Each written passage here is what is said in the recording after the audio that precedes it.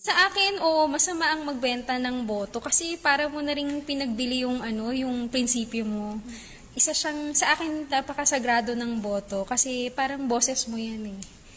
Kaya hindi ako sang-ayon sa pagbebenta ng boto. Minsan talaga sobrang wala na ng pera. Alam ko maraming mga ganun. Meron din ako mga kakilala na ganun. Pero minsan lang yan sa buhay mo at saka boses mo yan. Parang pinagbili mo yung gusto ng puso at isip mo. Masamang magbenta ng boto kasi para mo na rin binibenta yung kinabukasan ng mga anak mo. Oo naman, kasi para mo na rin hinayaan yung masama na manalo or yung hindi karapat-dapat para mag-rule, di ba? So, masama yun. At hindi ko ibebenta ang boto ko, ever. Siyempre, masama. Masama magbenta. Bagaman sa iba, positive yun kasi kikita sila ng pera. Pero kung ikaw matapat na mamamayang Pilipino at may takot din sa Diyos at tinitignan mo na yung iboboto mo someday maging karapat-dapat, hindi mo ibebenta yung boto mo. Isang gawain din yun na parang ibinibenta mo yung dignidad mo rin nun.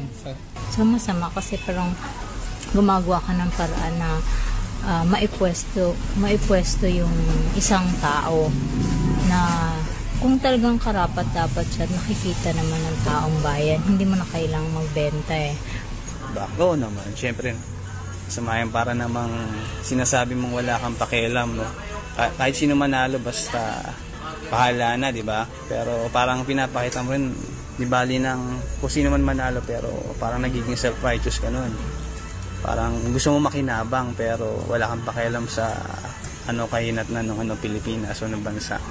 Bilang isang botante, bakit mo ibebenta yung boto mo? Parang minsan lang naman sa isang taon ang pagboboto, pero bakit pa ibebenta? So, you have a choice at binigyan tayo ng Panginoon ng free will para maging choice kung ibebenta mo yung boto mo. Sapagkat ang pagboto ay isang mahalagang gawain din para sa isang bansa. Hindi kailangan na bumili ng boto. Bakit? Kasi kung bibili ka ng boto, ibig sabihin hindi ka karapat dapat para maging isang leader ng bansa natin kasi hindi mo na kumbinsi yung taong iboto ka. Kaya ang gagawin mo, bibilin mo lang yung boto na hindi. Mali yan.